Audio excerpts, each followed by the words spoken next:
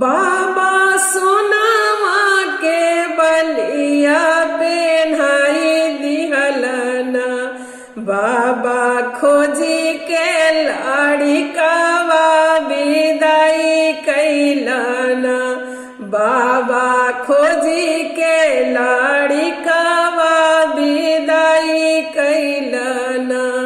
पापा जोड़ी जोड़ी कमाई बैंक में धरी दिहलना, पापा पाई पाई कमाई रुपया जमा कैलना, पापा एके पल में रुपया गवाई दिहलना, बाबा एके पल में रुपया गवाई दिहलना।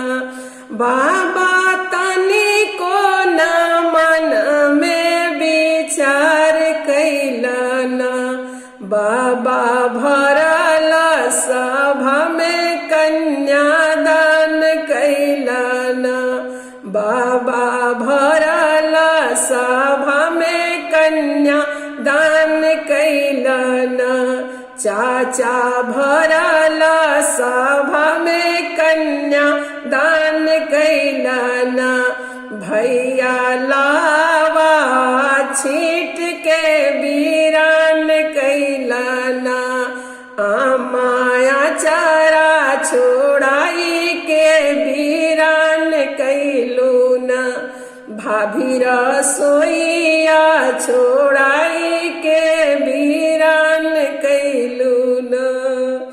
यदि दर्द भरा गीत अच्छा लगेगा तो लाइक कमेंट जरूर कीजिएगा। धन्यवाद।